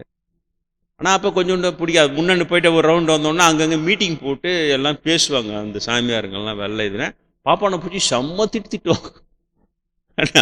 அது கொஞ்சோண்டு எனக்கு அப்போ கொஞ்சம் பிடிக்காது. ஏன் இவங்க பிராமணன் இவ்வளோ தூரம் இருக்கிறாங்க. இப்போ நான் சொல்கிறேன் அவங்க திட்டுறது கம்மின்ற. எப்போ நம்ம உள்ள நுழையா தொட்டு நம்மளுக்கு தெரியல. அது உள்ள நுழைஞ்சோன்னா தான் இவங்க கேமும் இவங்க அடிக்கிற சூதுவாதும் சார். அதே போல் தமிழ் இல்லையா, தமிழ் சமஸ்கிருதம் அப்பத்தி காஞ்சி பெரியவர் இவர் வந்து பார்க்குறாரு. புகழ் பரவிட்டோடனே அப்பத்தி காஞ்சி பெரியவர் வந்து பார்க்குறாரு. அப்போ பேசிக்கிறாங்க. அவங்க சமஸ்கிருதம் தான் அப்படின்னு இன்னி வரைக்கும் தான் சமஸ்கிருதம் தான் எடுத்துன்னு போகிறாங்க. அதில் காஞ்சி பெரிய அவர் பங்குக்கு தமிழை நீச்ச பாஷை பாவமொழின்ட்டு ஒரு காயின் பண்ணிட்டு போய்ட்டு நம்மளாம் சேர்ந்து அது பாவமொழி ஆக்கி அழிச்சிடுவான். அவ்வளோ நம்பிக்கை அவருக்கு. இதே வேலை நடந்துக்கினே இருக்கும். அப்போ வந்து அதை சொல்லுவாங்க. அவர் வந்து பார்த்தார வள்ளலார பார்த்துட்டு பேசின்னு இருக்கும்போது சமஸ்கிருதம் தான் தாய்மொழி, எல்லா மொழிக்கும் தாய் அப்படின்ட்டு அவரு வச்சு சொன்னதாகவும், அது வள்ளல் பெருமான் சரி சமஸ்கிருதம் தாய்மொழினே நீங்கள் வச்சின்னா கூட தமிழ் தந்தை மொழின்னாராம். தமிழ் தந்தை மொழின்னு சொன்னார. அந்த மாதிரி எல்லாம் நிறைய அதெல்லாம் வரும். அது மாதிரி அவருடைய கோட்பாடு படி அந்த உரு வழிபாடு இதெல்லாம் சிறுதெய்வ வழிபாடுலாம் கூடாது. அந்த மாதிரிலாம் கொஞ்சம் கொஞ்சமாக அவர் அதெல்லாம் எஸ்டாப்ளிஷ் பண்ணுறாரு. இது ரீசன் எனக்கு இப்போ தான் புரியுது. அது உள்ள அந்த நுட்பமாக அந்த நிலையிலர்களுக்கு மட்டும்தான் அது உண்மையிலே கடவுளா என்னன்றது தெரியுது. மீதி இடத்துல எல்லாம் பார்த்தா பாப்பராவி உள்ளே பூந்துக்குது. அது கடவுள் மாதிரி அது உத்தரவு கொடுக்குது. உங்களுக்கு ஏற்கனவே சொல்லிட்டேன், காஞ்சிபுரத்தில் காமாட்சியம்மா இல்லை. அந்த இப்போ இருக்கிற பீடாதிபதி அவர் பண்ண இன்னொருத்தவங்க பையன் ஒய்ஃபை பண்ண அநியாயத்துக்கு அவங்க எனக்கு இதெல்லாம் காமிச்சுட்டாங்க, அந்த வெளியேறிட்டாங்கன்னு சொன்னேன்னா இல்லையா. இப்போ வெளியேறிட்ட அந்த இதில் காமாட்சி அம்மா சிலை இருக்குது அங்கே. அப்போ அது உள்ள இப்போ என்ன இருக்கும் தெரியாது. பாப்பராவி பூந்துடும். பெண் ஆவி பூந்து நான் உத்தரகோத்தரம் போன்னு இவங்களுக்கு இந்த ஜாதி வெறிகள்லாம் சொல்லிடுச்சு. மறைஞ்ச பிறகு காஞ்சி பெரியவர் ஒரு வாட்டி நான் வகுப்புல சொல்லிட்டேங்கிறேன். அவர் என்ன நினைச்சாரு தெரியல, செட்டுட்டு ஏமாத்திடுச்சிங்க மட்டும் சொன்னாரு. அப்போ உத்தரவு வாங்கி இவர் கொலை பண்றதா நினைச்சுன்னு உத்தரவு வாங்கி தான் பண்றோம் அப்படின்னு நினைச்சுன்னு பாப்பாராவிங்கிட்ட உத்தரவு வாங்கி யார் காலி பண்ணா என்னுடைய முற்பிறவே ராமனரை காலி பண்ணார். அவர் தான் 2 சிஷ்ய கோடிகள் அமைச்சு அது பலமுறை சொல்லிட்டேன் உங்களுக்கு. இன்னும் எவ்வளோ இந்த இதோ தள்ள உத்தரவு இவ்வளோ இருக்குது அது உள்ள. அப்போ வள்ளலார் சொன்னது கரெக்டு தானே. நீ உரு வழிபாடு செஞ்சு அது உள்ள பாப்பாராவி பூந்துக்கணா கொலை பண்ண அவனும். அப்போ அவங்களுக்கு சொல்லும்போது கொலை பண்ணுன்னு சொல்லாதப்பா சம்மோரம் பண்ணிடு அப்படின்னுடும். சரிதா? கன்றாவியெல்லாம் இருக்கும் அது உள்ள. அதனால ஒரு சிறப்பு என்ன நிலையில் இருக்கவே எனக்கு உண்ணாமலையமா சரியாக கைட் பண்ணுறாங்க. அவங்களே நான் வந்து கிராஸ் செக் பண்ணுறேன். இது என்னுடைய மனப்பிரமை கூட இருக்கலாமான்னு கேட்குறேன் போல்டா. அந்த பயமும் இல்லை. பின்னால் உனக்கு நிரூபிக்கிறேன்னு சொல்லி நிரூபிச்சு காட்டுறாங்க. அந்த மாதிரி எல்லாருக்கும் வருமா? அது இல்லையே.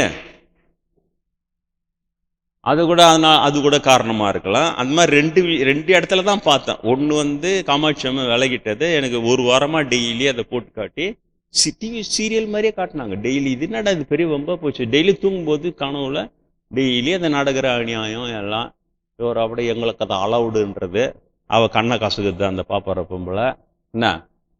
என்ன கன்றாவி அதெல்லாம் காமிச்சு கடைசியில் தான் அங்கேருந்து விலகிட்டதை அவங்க வந்து காட்டுறாங்க. அந்த பொண்ணை எவ்வளோ அநியாயம் பண்ணின்னு அவர் யூஸ் பண்ணது இல்லாமல் அந்த அசிஸ்டண்ட்டை யூஸ் பண்ணுறான் மிரட்டி. என்ன செய்யறது? ஹஸ்பண்ட் கிட்ட போய் சொல்கிறா அட்ஜஸ்ட் பண்ணிக்கோன்றான். ஆமாம், அவள் அழுது தான் விலகினான். காமாட்சியம்மா நான் தொண்டு செய்யலான்னு வந்தேன், எல்லாம் இவனுங்கெல்லாம் என்னை விபச்சாரி ஆகிட்டாங்கன்னா அவள் தான் அழுதா. பாப்பர பொம்பளை அழுதது தான். அதோட பெருமையாக போடுவோம். உனக்கு ஒரு பிராமண பொம்பளை அழுதோம்பளை விளைகிடுவா உனக்கா தெரியுமானுவான். திருட்டு முண்டங்க. என்ன உள்ள என்ன ரீசன், என்ன அநியாயம் நடக்குது, அந்த அநியாயம் நடக்கூடாது அப்படியே போவே மாட்டானுங்க. இதுலேருந்து இப்படி பிரிச்சு அதுலேருந்து இப்படி அடிச்சு ஒரு பிராமண பெண் வேண்டிக் கொண்டால் அதனால் காமாட்சி அம்மன் விலகிட்டான். அப்படியே அதை பிராமண பெருமையா திரும்ப திருப்போம். மோசமான கும்பலம். அதுங்கிட்ட போய் அது ஒரு இடத்துல எனக்கு காமிச்சாங்க. அடுத்தது வெளிச்சி கோயில்ல குருநாதர் கட்டியிருக்கிறார் இல்லையா, அதில் ஆஞ்சநேயர் கோயில் கட்டி ஆஞ்சநேயர் நெடுன்னு ஆஞ்சநேயர் என்னையும் சொல்லி அமைச்சார் கௌதம் கிட்ட, தாசர் வர சொல்லு கும்பாபிஷேகத்துக்குன்னு சொன்னார். அப்புறம் நானும் போனேன். அப்போ சொன்னேன், நீங்கள் குருசாமி நீங்கள் கூப்பிட வேண்டிய அவசியமே இல்லை சாமி, கும்பாபிஷேகம் நான் ஓடியாந்து விடணும் சொல்லிட்டு இருந்தேன். அதுக்கு பிறகு அப்போ அந்த ஆஞ்சநேயர் நல்லா, நானும் அப்போல்லாம் அந்த கட்டுரையிலெல்லாம் எழுதியிருந்தேன். அவர் வராக ஆஞ்சநேயரை எனக்கு காட்சி கொடுத்தாரு. அதில் திருவள்ளிச்சியில் இருக்கிற ஆஞ்சநேயர் இந்த மாதிரிலாம் நான் சொல்கிறேன். ஆனால் அதுவும் சுவாமிகள் மறைஞ்ச பிறகு ஒரு பிரம்மஞானி அவர் இருந்து பிரதிஷ்டை பண்ணுறாரு அந்த ஆஞ்சநேயரை. அதனுடைய ஆற்றல் எவ்வளோ உண்மையான ஆஞ்சநேயருடைய ஆற்றல் அதில் இருக்கும். அவர் மறைஞ்ச பிறகு இவனுக்கு என்ன பண்ண, கூடகரன் தான் சொல்லலாம், கூடகரை பார்ப்பானுங்க அவ்வளோ மோசமானவனுங்க. இங்கே பெங்களூர் ஐயர் தான் எனக்கு சொன்னார், சாமி கூட இருக்கிற பிராமினுங்க தான் எல்லாம், ஆனால் எல்லாம் மூஞ்சும் ஒரு மூஞ்சி கூட யோகிய தம்சம் மூஞ்சே இல்லை, எல்லாம் திருட்டு மூஞ்சிங்கன்ட்டு என்கிட்ட சொல்லக்கூடாது. நான் பிராமணா, நானே சொல்கிறேன் எல்லாம் திருட்டு மூஞ்சிங்க, நீங்கள் தான் எச்சரிக்கையாக இருக்கணும், சாமி அவரை காப்பாற்றிப்பார். அப்புறம் அவர் சொன்னார், they will go to any extreme level.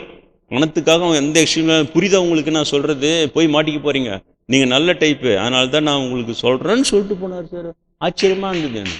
ஒருத்த மூஞ்சி கூட யோகிய மூஞ்சி, எல்லாம் வரும்போது பார்த்தேன் திருட்டு மூஞ்சிங்க. சாமி பெரிய பிரம்மன் இல்லைறாரு, அவரை காப்பாற்றிப்பாரு, சீடன்ட்டு நீங்கள் போய் அவங்ககிட்ட மாட்டிக்க போறீங்க. சரி, கடைசியாக எனக்கு சொல்லிட்டு போனது அதுதான், நான் பிராமணன் தான், பிராமணை பற்றி எப்படி சொல்லக்கூடாது தான், ஆனால் நான் பிராமணன், அதனால தான் நான் நல்லா தெரிஞ்சு சொல்கிறேன்ட்டு போனேன். அது ஒன்று சொன்னார். இன்னொன்று, ஆசிரமம் நல்லா டெவலப் ஆகிருக்குது. அவங்க வீட்டில் தான் நான் மாடியில் இருந்தேன். இப்போ தான் புரியுது, ஆஞ்சநேயர் கனவுல சொல்லி உங்களை வர வச்சு ஏன்னு இப்போ தான் புரியுது. எங்கள் வீட்டில் இருந்திருந்தா இந்த டெவலப்மெண்ட் இருக்காது. சரியாக தான் உங்களை ஆஞ்சநேயர் இங்கே வழிநடத்தி கொண்டு வந்திருக்காரு. ஆனால் நான் ஒன்று சொல்கிறேன், உண்மையிலேயே உங்கள் ஆசிரமம் உருப்படணும்னா ஒரே ஒரு பிராமணனை கூட ஆசிரமத்தை சேர்க்காதீங்க எடுத்துக்கணும். ஏதுக்கு என்ன சொல்கிறேன், 2 பிராமணர்கள் நேர்மையான பிராமணர், என் நலைநில அக்கறை உள்ளவர்கள். இவர் ஞானம் அடையாத சாதாரண உலகியல் நல்ல பிராமணன், இன்னொருத்தர் பிரம்மஞானி பிரம்மேந்திரர். அவர் என்ன வளர்க்கும்போது உங்களுக்கு சொல்லியிருக்கிறார், பிராமணர் கூட க்ளோஸாக பழகும்போது நீ உன்னை வேற குரு பார்த்து போய்க்கோன்ட்டார். என்ன நான் சொல்கிற மாதிரி கேட்டு நன்னா என்கிட்ட வரல, நீ வேற அவள் கோவப்பட்டு பார்த்ததே கிடையாது, நீ ஒன்றா வேற குரு பார்த்து போய்க்கோ. பயந்துட்டு நான், என்னடா இது குரு ஆசீர்வாதம் இல்லைன்னா எப்பரா ஞானம்லாம் அடையாது. அப்புறம் நான் ஒரு சமாதானம் ஆகி, நான் பின்னால் உனக்கு புரிய வைக்கிறேன், ஏன் இவ்வளோ கடுமையாக சொல்கிறேன். இப்போ இன்னைக்கு புரியுது, இவ்வளோ மோசமாக இருக்குது. 2 பிராமணன், என் அலைநிலை அக்கறை உள்ள 2 பிராமணன், ஒரு பிரம்மஞானி, இன்னொரு சாதாரண உலகியல் நல்லவர், 2 பேருமே பிராமணனை பற்றி என்கிட்ட எச்சரியப்பட்டு போகிறாங்க. அது உண்மையாக இருக்குது, கரெக்டாக இருக்குது. நீ என்ன சொல்லுவ? இப்போ நான் சொன்னால் பிராமண துவேஷன்ற, அப்போ இந்த பிராமணர்கள் எனக்கு சொன்னாங்களே, இது என்ன துவேஷம் எங்கிறது நீ சொல்லுவ? அப்போதான் எனக்கு சாமிகள் மறைஞ்ச பிறகு அந்த ஓட்ட ஓட்டச்சல் பிராமணெலாம் சேர்ந்து அவனும் மந்திரவாதிகளை எடுத்துன்னு உட்கார வச்சு அந்த ஆஞ்சநேயர் என்னமோ பண்ணானுங்க பொழுது. என்ன பண்ணானுங்கன்னே தெரில. பார்த்தா சட்டுன்னு ஒரு செகண்ட், ஏன்னா நான் அந்த இதில் போயிருக்கிறேன், இது பண்ண சட்டுன்னு அந்த ஆஞ்சநேயர் நெடுன்னு சிலை இருக்குல்ல, அதில் ஆஞ்சநேயர் அப்படியே ஒளிமயமான ஆஞ்சநேயர் சட்டுன்னு விலகிட்டார். எனக்கு காமிச்சார், விலகும் போது எனக்கு காமிச்சிட்டு விலகிட்டார், டக்குன்னு விலகி. இவ்வளோதான். அங்கே ஆஞ்சநேயர் கிடையாது. இது புது சப்ஜெக்டாக தான் உங்களுக்கு. ஆஞ்சநேயர் கோயிலில் ஆஞ்சநேயர் சிலையில் ஆஞ்சநேயர் கிடையாது. காமாட்சி அம்மன் காஞ்சிபுரத்தில் காமாட்சி அம்மன் சிலை, காமாட்சி அம்மன் கிடையாது. 2த்தையும் நல்லா ஞாபகம் வச்சு, எனக்கு தெரிஞ்சது இதுதான் 2. அப்போ இதை போல் இன்னும் நிறைய இருக்கலாம். அதனால கூட வள்ளல் பெருமான் எச்சரிக்கை பண்ணியிருக்கலாம், எதையாவது போய் மாட்டிக்க போறீங்க அப்படின்னு சொல்லிட்டு. சரி, ஆக்சுவலாக நான் அவர் தமிழை பற்றி நல்லா சொல்லின்னு வந்தார். நான் ஆக்சுவலாக உங்களுக்கு சினிமா பாட்டு பாடி காட்டலான்னு இருந்தேன். இன்னைக்கு சாயந்தரம் ரிஹர்சல் பார்க்கும்போது வந்தவங்களாம் ரொம்ப ஆர்வமாக இருக்கிற, சாவி சினிமா பாட்டு அப்படின்னு. சினிமா பாட்டு பார்த்தாங்க இல்லை, தமிழ் நான் சொல்கிறேன்ல, தமிழ் தன்னை அப்டேட் பண்ணிக்குது சார். தமிழ் தன்னை அப்டேட், உங்களால் நம்ப முடியுமா? தமிழ் தன்னை அப்டேட் பண்ணிடுது, உங்களால் நம்பவே முடியாது. ஏன்னா காலத்துக்கு ஏற்ற போல அதை கண்ணி கன்னித்தமிழ்ன்றான். ஏன்னா எப்பொழுதுமே கன்னித்தன்மை உள்ளவளா இருக்கிறாள். என்ன அர்த்தம்? எப்பொழுதுமே புதுமையாக இருக்கிறாள்னா அந்த புதுமைக்கு ஏற்ற புதிய உலகம் வரும்போது அது தன்னை அப்டேட் பண்ணினா தான் அது இளமையா இருக்க முடியும். அதை தான் நான் சொல்ல வந்தேன், வேற ஒன்றும் இல்லை. பழைய பாடலை நம்மளுக்கு என்ன சொல்லுது?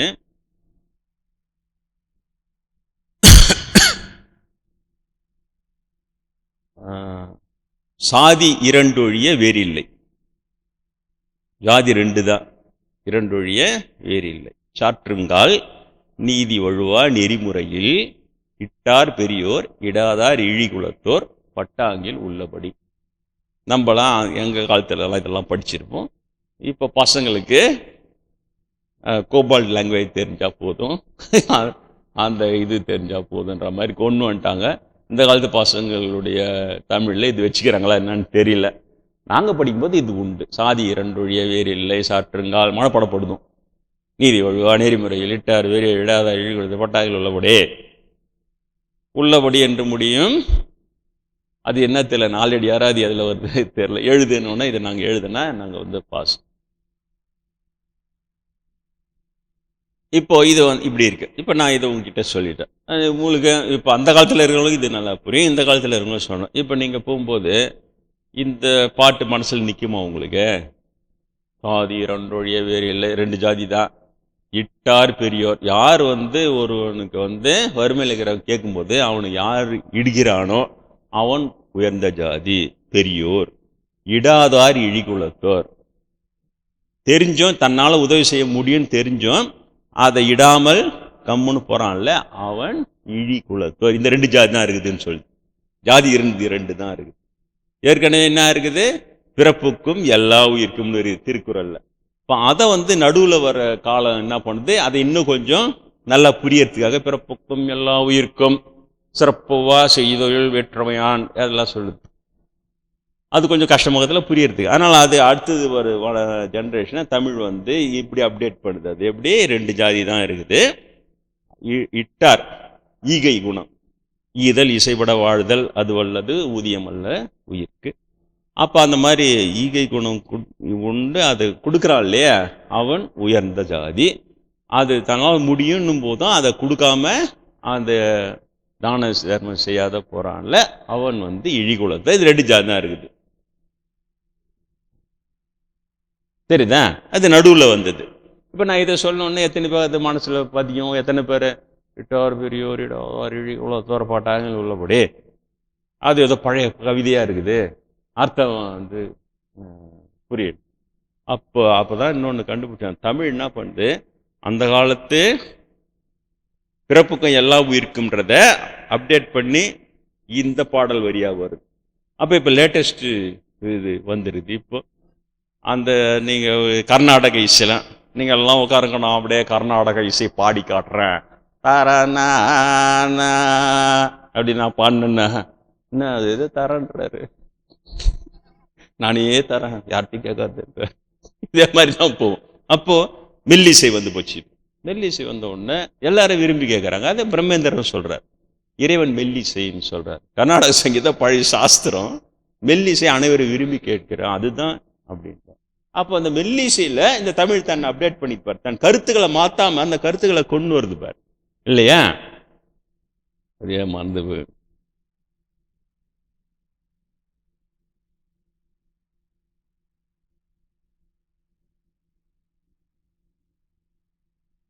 கொடுப்பவன் தானே மேல் ஜாதி, கொடுக்காதவனே கீழ் ஜாதி. கடவுளின் பெயர் படைத்தவன் பெயரால் ஜாதி வைத்தான் பாழாய்ப்போன இந்த பூமியிலே. இது என்ன சார் இது? இட்டார் பெரியோர் இடாதார் இழிகுலத்தோர், கொடுப்பவன் தானே மேல் ஜாதி, கொடுக்காதவனே கீழ் ஜாதி. நான் சொன்ன கரெக்டு தானே? தமிழ் தன்னை அப்டேட் பண்ணிக்கிட்ட. நம்மளெல்லாம் பற்றி அது ஒன்று கேர் பண்ணல, நீ இவன் காப்பாற்றோம் தமிழ் அவன் காப்பாற்றோம் அதெல்லாம் கிடையாது. அது பாரு அந்த கருத்தை தமிழர்கள் அப்போ நடந்து போகும்போது இதுவே பழைய பாட்டு, ஆக்சுவலாக இன்னும் புது பாட்டு வரணும், அது யார் மூலம் வந்துடும். அப்போ அந்த காலத்தில் பாடும்போது இது சூப்பர் ஹிட் பாட்டு, எம்ஜிஆர் பாட்டு. கடவுள் செய்த பாவம் இங்கு காணும் துன்பம் யாவும் என்ன மனமோ என்ன குணமோ இந்த மனிதன் கொண்ட கோலம், மனிதன் கொண்ட கோலம். அந்த காலத்தில் சூப்பர் ஹிட் பாட்டு. சரிதா? ஏமஸ் அளவுக்கு நம்ம பாட முடியாது. ஆனாலும் எப்படி அப்போ போகிறோம் உடனே ரேடியோ போட்டு அது இலங்கையும் எல்லாத்தில் கேட்ட அது கட்சியில் மனசு என்ன முணுமுணுக்கும். கொடுப்பவன் தானே மேல் ஜாதி கேட்குறான்டா நம்ம கிட்டே இருக்கிறா. இந்த அந்த நேரமே டக்குன்னு அவன் அந்த வேலை செய்யும். டக்குன்னு அவனுடைய எளிமையான நிலைமைக்கு அந்த கருத்து அப்படியே அப்டேட் பண்ணின்னு வருது. தமிழ் எப்படி அழியும்? அதெல்லாம் முடியாது. அது காலத்துக்கு ஏதாவது தன்னை வளர்த்துக்குன்னு அந்த கருத்துக்களை அப்படியே மாற்றி மாற்றி இந்த ஒன்னே பாருங்க இவ்வளோ தூரம் மாற்றி வருது. இதுதான் இன்னைக்கு சொல்ல வந்து இன்னைக்கு சினிமா பாட்டு பாட போறேன். சரிதானே நான் சொல்றது?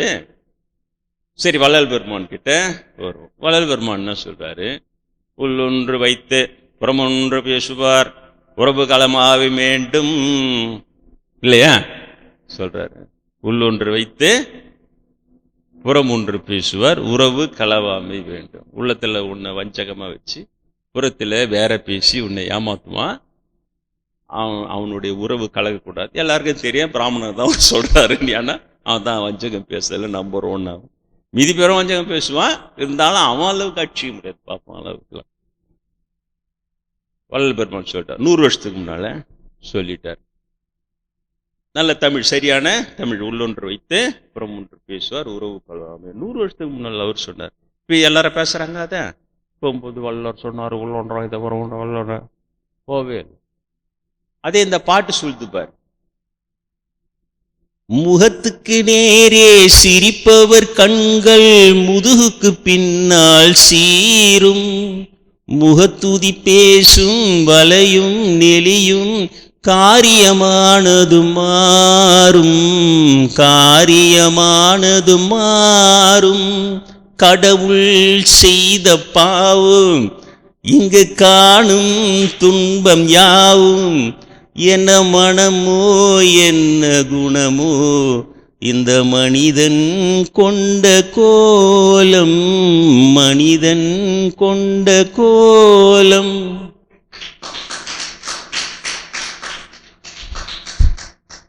ரொம்ப நாள் ஆசை எனக்கு சினிமா பாட்டு பாடி உங்களுக்கு போர் அடிக்காம என்டர்டெயின் பண்ணணும். ஆனால் நீங்க இது சொல்லு. முகத்துக்கு நேரே சிரிப்பவர் கண்கள் முதுகுக்கு பின்னால் சீரும். வள்ளல் பெருமான் சொல்றார். உள்ளொன்று வைத்து புறம் ஒன்று பேசுவார் உறவு களவாமை வேண்டும். என்ன வித்தியாசம் இது ரெண்டுத்திலையும்? தமிழ் பார் வள்ளலார் மூலமா இதை சொல்லி 100 வருஷத்துல ஜனங்களுக்கு இதுல ஈர்ப்பு வராதுன்னு இந்த மெல்லிசை பாடல்ல அவன் எழுதினவன் பாடினவன் எல்லாம் ஒழுங்கட்டவனுக்கு நிறைய பேர் தான். அதுல அதுக்கிட்ட எல்லாம் நான் போல.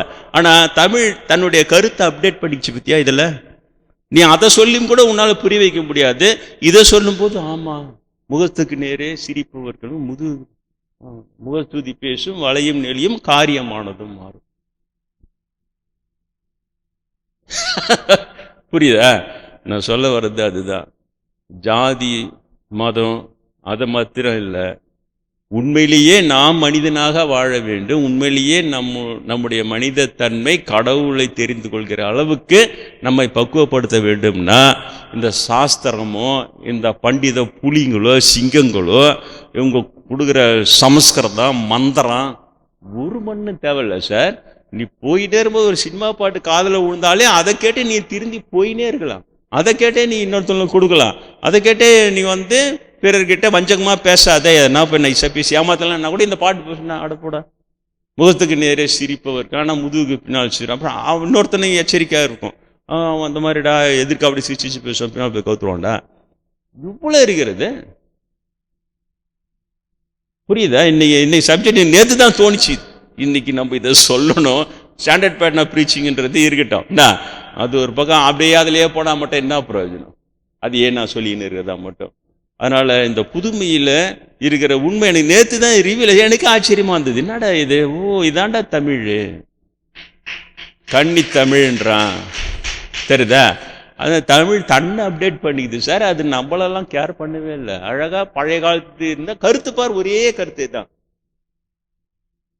இது உலகியலா, இது இலக்கியமா, இது வாழ்வியலா இருக்கிற இந்த உண்மை. இது இல்லாம இன்னொரு உண்மை இருக்கிறது. அது என்னன்னு சொன்னா, ஞாலத்தார் பாட்டெல்லாம் நரும் பாட்டு, நடராஜர் பாட்டே ஞாலத்தார் பாட்டெல்லாம் வெறும் பாட்டு, நடராஜர் பாட்டே திருப்பாட்டுன்னு வள்ளல் பெருமான் சொல்கிறார். அருளாளர் பாட்டெல்லாம் நீங்க பாடணும். அது கடவுள் நிலைக்கு முன்னேறுவதற்கு அவர்களுடைய ஆற்றல் அதில் மறைந்திருந்து உனக்கு உதவி செய்யும். அதனால அதை அவர் சொல்றார். நம்ம செல்லாத்தா எங்க மாரியாத்தா கூட பாடிடலாம், கொஞ்ச நேரம் நல்லா இருக்குமே தவிர, நீ ஆன்மீகமா முன்னேறணும்னா தேவாரம், திருவாசகம், இந்த 4000 திவ்ய பிரபந்தம், வள்ளல் பெருமானுடைய 6ஆம் திருமுறை, இவை தான் நீ பூஜை இதெல்லாம் நீ படிக்கும்போது அவங்களுடைய ஆற்றல் மறைந்திருந்து நம்ம உயர்த்தானால், நான் இதை சொல்லும்போது நான் இதையும் சொல்லி ஆகணும், இல்லைன்னா இது மட்டுமே நிற்கும். அது அப்படின்னா இது ரெண்டு வித்தியாசம் இல்லை. நம்ம இது கிடையாது. உலகியல்ல, வாழ்வியல்ல, கருத்தியல்னா நிறைய இருக்குது இல்லையா, அவைகளில் இதுதான் சரியான. தமிழ் தன்னை அப்டேட் பண்ணிக்கின்னு அந்த கருத்துக்களை கொண்டு வந்துக்கினே இருக்குது. அது ஒரு பக்கம். ஆனால் பக்தி பூஜை கடவுள் அருள்னு வரும்பொழுது நீங்கள் இறைநிலை அடைந்து அருளாளர் இது பண்ணி, இப்போ பிரம்மேந்திரன் சாமி பாடுகிறார் இல்லையா, திருப்பொருட்பான் பாடுகிறார் எக்கச்சக்கமா. அவங்க அருள் அருள் அருள் அருள் பெற்று பாடுவது தானாக அருள். அப்போ அவங்களுடைய அருள் ஆற்றல் அது உள்ள இருந்து நம்மை அந்த நிலைக்கு உயர்த்தும். இது அரவிந்தரும் நல்லா சொல்றாரு. அவங்களுடைய இதை நீ படிக்கும்போது புரியலனா கூட அதை படி. அப்போ அவங்களுடைய அந்த ஸ்பிரிச்சுவல் ஸ்டேட்டஸ் அதில் இருக்குது. அது உன்னை தானாகவே உயர்த்தும், நீ அதிகமாக முயற்சி பண்ண வேண்டியதில்லைன்னு. ஸோ இதையும் சொல்லி நான் உங்களுக்கு கம்ப்ளீட் பண்ணுறேன். முருகப்பெருமானுடைய ஆசீர்வாதமும் வள்ளல் பெருமானுடைய ஆசீர்வாதமும் உங்கள் அனைவருக்கும் கிடைக்கும்.